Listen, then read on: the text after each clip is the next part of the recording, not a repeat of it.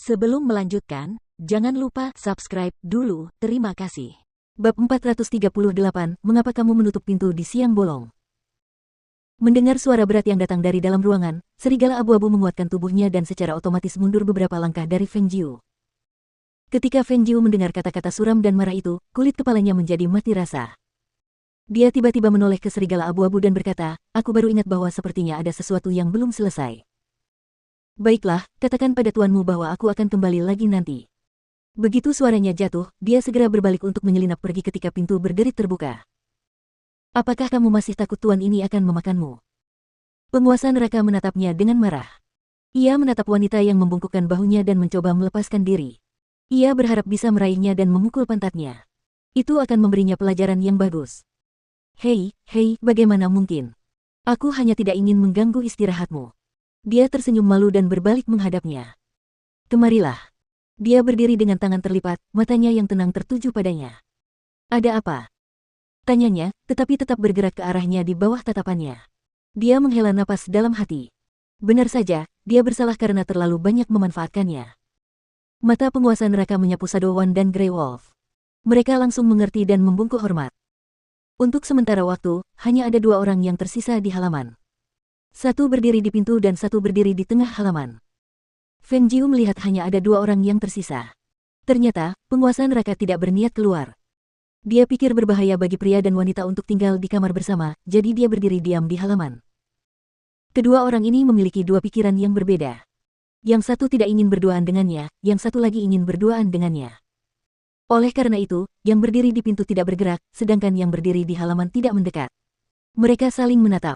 Suasana menjadi sangat aneh. "Bukankah tuan ini menyuruhmu datang ke sini?" Dia mencoba menahan amarahnya, berpikir bahwa dia tidak bisa membedakan yang baik dari yang buruk. Kurasa tidak apa-apa berdiri di sini.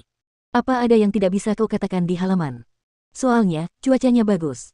Dia menatap langit. Namun, dia melihat langit penuh dengan awan gelap yang berarak seolah-olah akan turun hujan. Dia tidak bisa menahan diri untuk tidak menarik sudut bibirnya dan tertawa mengejek. Melihat ekspresi waspada gadis itu terhadapnya, penguasa neraka tersenyum marah dan langsung maju untuk menariknya ke kamar. Hei, Tuhan, bisakah kau berhenti bersikap kasar? Ini siang bolong, tetapi sungguh tidak baik bagi pria dan wanita untuk tetap bersama di ruangan yang sama." Dia diseret ke dalam ruangan dengan langkah cepat. Dia berteriak sambil mencoba menarik diri, tetapi kekuatannya tidak sekuat pria itu. "Jangan khawatir. Jika reputasimu hancur, tuan ini akan bertanggung jawab." Mendengar ini, sudut mulutnya berkedut ke atas dan dia buru-buru berkata, "Ini bukan." Sebelum selesai berbicara, dia tercengang melihat pintu tertutup dengan keras oleh aliran udara yang keluar dari jentikan lengan bajunya. Tiba-tiba dia merasa agak gugup dan cepat-cepat bertanya, "Mengapa kamu menutup pintu di siang bolong? Bagaimana bisa tuan ini melanjutkan apa yang belum selesai dikerjakan tuan ini tanpa menutup pintunya?" Suaranya yang marah terdengar dalam dan memikat.